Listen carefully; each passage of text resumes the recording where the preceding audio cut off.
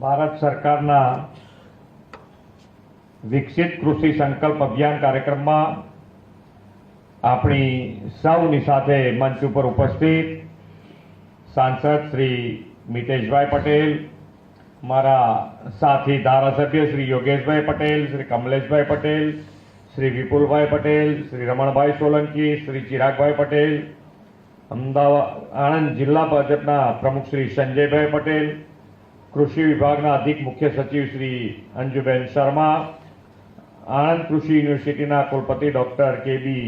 કથિરિયાજી, Anand collector Shri Pravin Chaudharyji, Anand જિલ્લા વિકાસ અધિકારી શ્રી દેવાહુદી, આમંત્રિત સૌ મહાનુભાવો, પ્રેસ મીડિયાના મિત્રો, સૌને મારા નમસ્કાર. આનંદમાં બધા આનંદમાં રહેવા જેવું છે. આનંદમાં રહીને આનંદ ના હોય તો કરવાનું છે.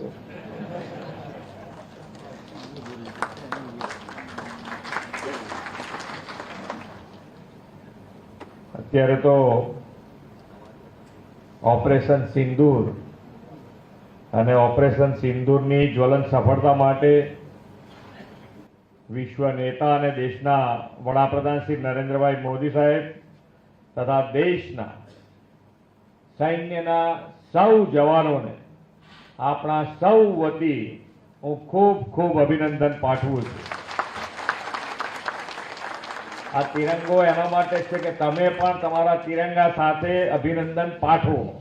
તમારી પાસે જે તિરંગો છે એનાથી તમે તમારે અભિનંદન પાઠવી શકો. આપણે સૌ પણ આતંકવાદીઓને મિટ્ટીમાં મિલાવી દેનાર સૌ જવાનોને ભારત માતા કી જય કહી અને એમને સન્માનિત કરીએ. ભારત માતા કી જય! ભારત માતા કી જય! જેમ આપણા દેશની સીમાઓની સુરક્ષા સતત ખડે પગે રહીને આ સૈન્ય કરે છે, તેવી જ રીતે દેશના જનજનની ખાદ્ય સુરક્ષાનું કામ કિસાન શક્તિ એટલે ખેડૂત ભાઈઓ કરે છે. આદરણીય વડાપ્રધાનશ્રીએ ખાદ્ય ઉત્પાદનો સહિત દરેક ક્ષેત્રને સ્વદેશી અપનાવીને આત્મનિર્ભરતાનું આહ્વાન કર્યું છે. આ વિકસિત કૃષિ સંકલ્પ અભિયાન પણ અનાજ ઉત્પાદન માટે દેશના ખેડૂતોની આત્મનિર્ભરતા વધારનારું અને સ્વદેશીને પ્રોત્સાહન આપનારું આગવું કદમ છે.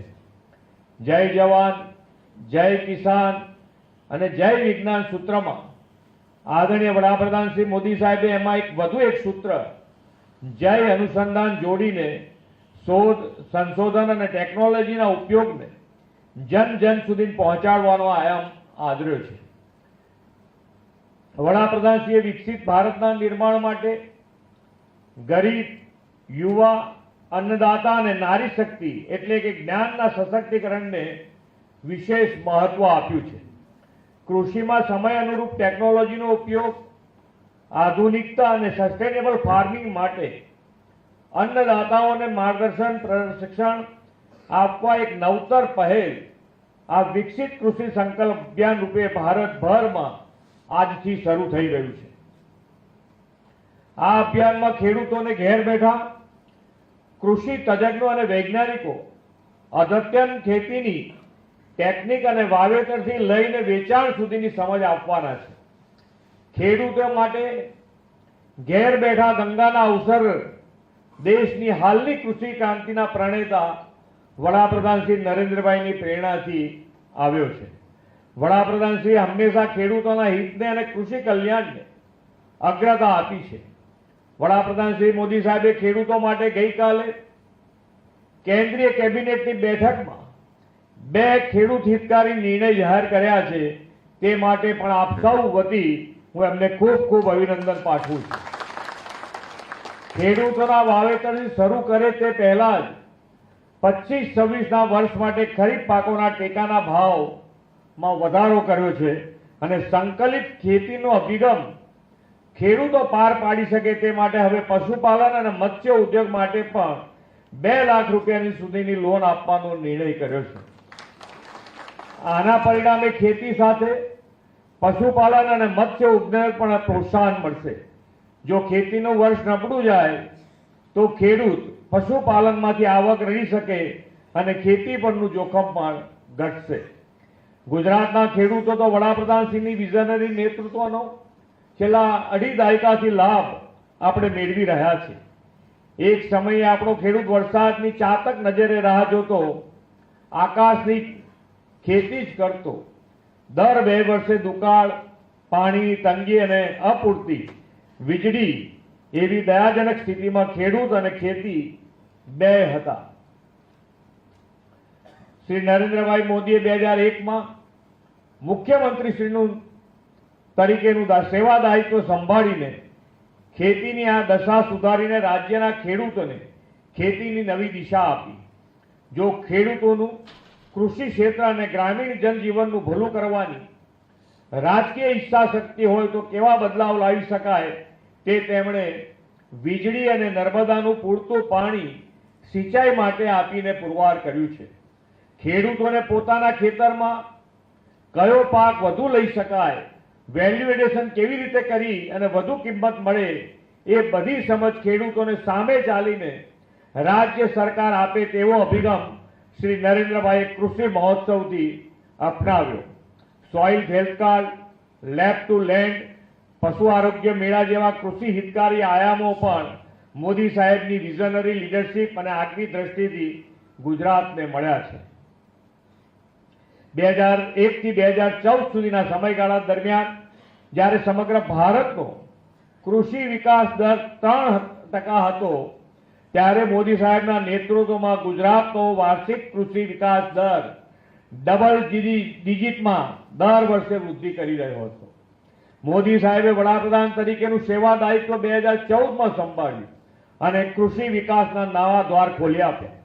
ગુજરાતમાં તેમના નેતૃત્વમાં સફળતાને ભરેલા lab to land, soil health card જેવા આયામોનો લાભ દેશભરના ખેડૂતોને મળતો થયો છે.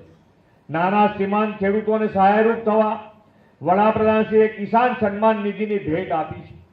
ગુજરાતમાં છેલ્લા 2 વર્ષ દરમિયાન 52 લાખ જેટલા ખેડૂતોને 6,489 કરોડ રૂપિયાની સહાય ડીબીટીથી બેંક ખાતામાં ટ્રાન્સફર કરવામાં આવી છે. કૃષિ ક્ષેત્રે નવીન શોધ સંશોધનની માંગને પારખીને આધુનિક ટેકનોલોજી અને વિજ્ઞાનના શ્રેષ્ઠ ઉપયોગો માટે વડાપ્રધાનશ્રીએ નેનો યુરિયા ખાતર અને ડ્રોન ટેકનોલોજીનો ઉપયોગ કરવાનું પ્રોત્સાહન આપ્યું છે. વડાપ્રધાનશ્રીએ જમીન અને લોકોનું સ્વાસ્થ્ય જાળવવા માટે પ્રાકૃતિક ખેતીનું આહ્વાન પણ કર્યું છે. ગુજરાતમાં તો 10 લાખથી વધુ ખેડૂતો પ્રાકૃતિક ખેતી કરે છે અને આપણા રાજ્યપાલશ્રીની પ્રેરણાથી આ સંખ્યા સતત ને સતત વધી રહી છે. વિકસિત કૃષિ સંકલ્પ અભિયાનમાં ખેડૂતોને આ ગ્લોબલ વોર્મિંગના પડકારો સામે સુરક્ષિત અને સસ્ટેનેબલ ખેતી પણ માટે પણ વૈજ્ઞાનિકનું માર્ગદર્શન મળવાનું છે. કૃષિ ઉત્પાદન વધવાથી લઈને value addition, natural farming, farm mechanism, આધુનિક પાક પદ્ધતિ, ટેકનોલોજીનો ઉપયોગ બધાના સંકલિત અને એકીકૃત પ્રયાસોથી કૃષિ ક્રાંતિ માટે આ વિકસિત કૃષિ સંકલ્પ અભિયાન દિશાદર્શક બનશે એવો મને ચોક્કસ વિશ્વાસ છે. ગુજરાતમાં આપણે આ અભિયાન 2950 જેટલા ગામોમાં હાથ ધરીને 3.5 લાખથી વધુ ધરતીપુત્રો સાથે સીધો સંવાદ કરીને આ અભિયાનનો લાભ પહોંચાડવાના છે. વિકસિત ભારત 2047 સુધી માટે વિકસિત કૃષિ સંકલ્પ અભિયાનમાં ગુજરાતના ખેડૂતો અગ્રેસર રહેશે તેવા વિશ્વાસ સાથે વિરમું છું. ભારત માતા કી જય. વંદે માતરમ. જય જય ગરવી ગુજરાત.